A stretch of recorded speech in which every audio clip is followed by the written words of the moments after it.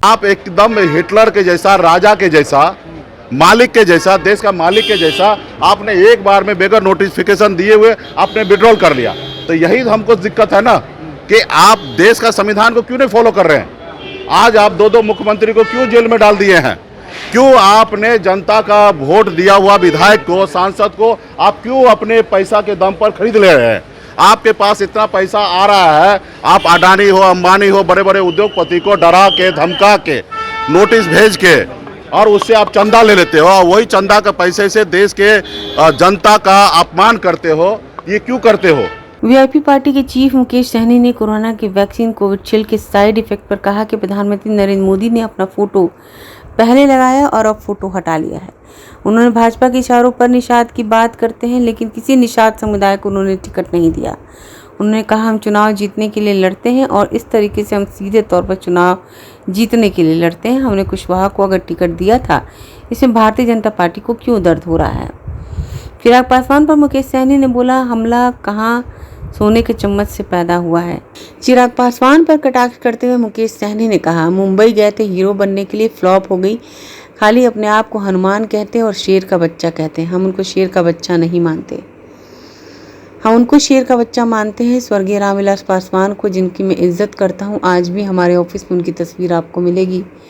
आज भी पार्लियामेंट के उनके भाषण सुनते हैं जो सीना चौड़ा हो जाता है। आप शेर के बच्चे बोलकर खाली घूमते हैं। आप पिता के रास्ते पर चलिए। आपके पिता और पार्टी को ख़त्म करने वाला, कुर्सी हटाने वाले पीछे पीछे आप घूम रहे हैं।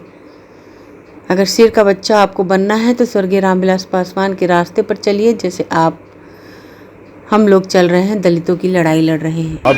अभी आप तीन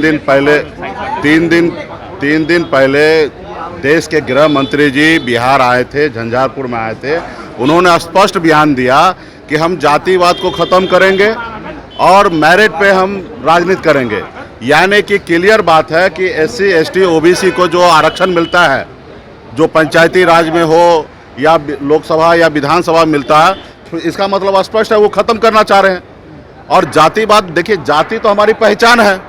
सब आदमी अभी अपने अपने जात के लिए लड़ाई लड़ रहा, अपने अपने जात में अपने बच्चे को शादी करते हैं। जात तो हमारी पहचान है। आप किसको ख़त्म करना चाहते हैं भाई। तो ये क्लियर है कि ये लोग संविधान को नहीं मानते हैं। इसलिए हम लोगों की लड़ाई है कि संविधान को ये लोग ख़त्म कर देंगे, उस रोज़ देश में कुछ नहीं रहेगा और देश गुलाम हो जाएगा और जो हिटलर शाही वाला हिसाब किताब है वो लागू हो जाएगा। हमने कहा ना कि अगर संविधान को अगर मानते तो बताइए कि मैंने परसों कुछ बयान दिया, उस बयान को उनको बुरा लगा होगा। हमने ऐसा कोई बयान नहीं दिया जो उनको बुरा लगेगा। हमने तो कई बार बोला कि मोदी जी शाहरुख खान, सलमान खान के जैसे लगते हैं, तो सलमान खान शाहरुख खान हो गए। हम वो खुद ही बोलते रहे कि हम चौकीदार हैं। तो मैंने बात ताली बजाने की बात किया, उसने अपने ऊपर ले लिया कि हमको इस तरीके से कहा गया। हमने उनके जैसे कहा। तो ये देखिए कि अभी हमारा बात विवाद हो सकता था। हमें Y+ सुरक्षा मिला था और Y+ सुरक्षा कोई किसी मोदी जी का नहीं था, वो भारत सरकार का था। देश के जनता के खर्चे से वो चल रहा था। तो अगर वो अगर दिया गया तो कोई प्रक्रिया था, हमारे जान माल का खतरा था, इसलिए उन्होंने दिया। और अगर हटाने की भी बात होगा तो उसके लिए भी एक प्रक्रिया होगा कि हमारे ऊपर अगर खतरा नहीं है तो हटाया जाए। और हटाने के लिए भी सिस्टम बना है कि अगर Y+ है तो Y कीजिए, फिर उसके नीचे लाइए, उसके बाद फिर उसको ख़त्म कीजिए। तो वो आपने प्रक्रिया नहीं निभाया। आप एकदम हिटलर के जैसा, राजा के जैसा, मालिक के जैसा, देश का मालिक के जैसा आपने एक बार में बगैर नोटिफिकेशन दिए हुए आपने विड्रॉल कर लिया।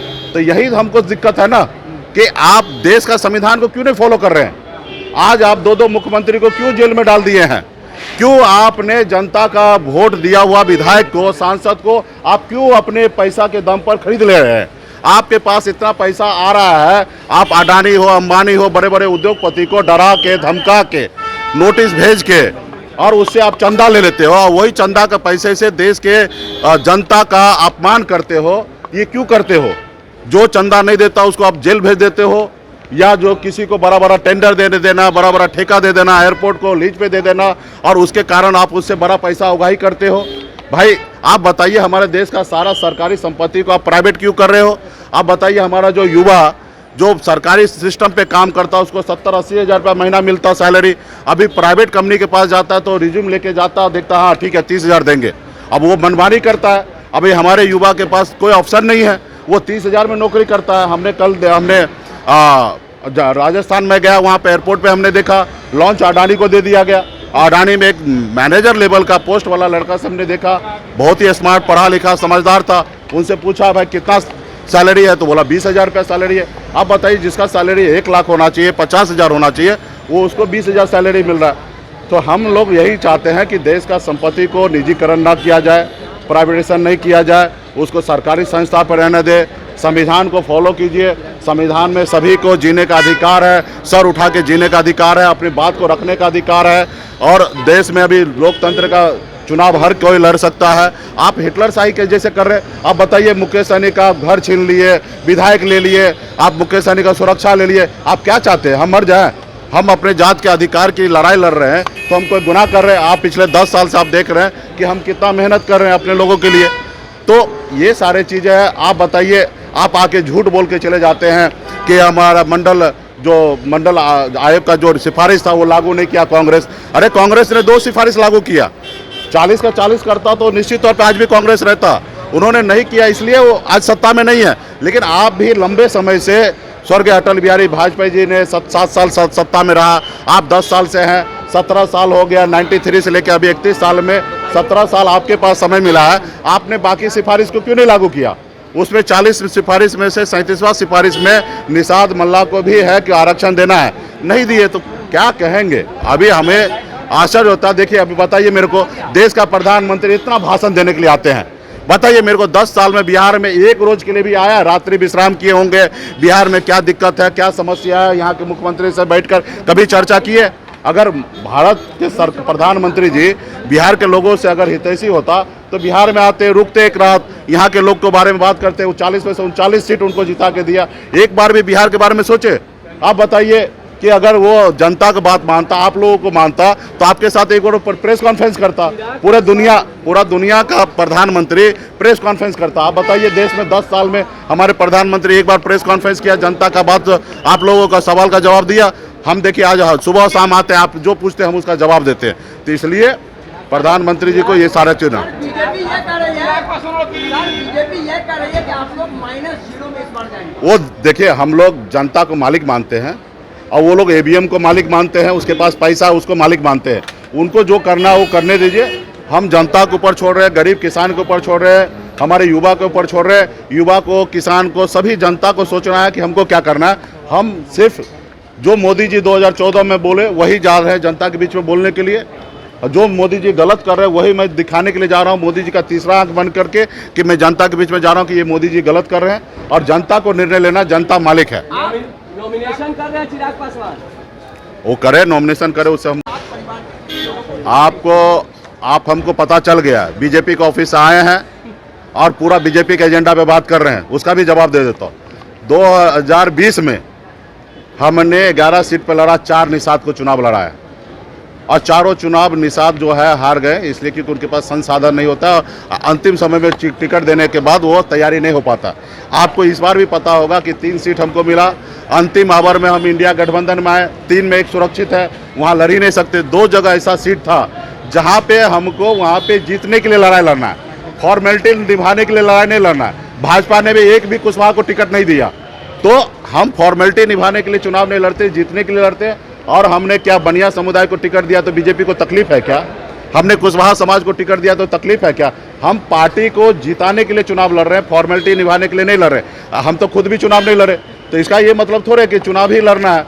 हमारे एजेंडा है समाज को, हर वर्ग को, लोगों को मदद करना, उसको आगे पहुँचाना।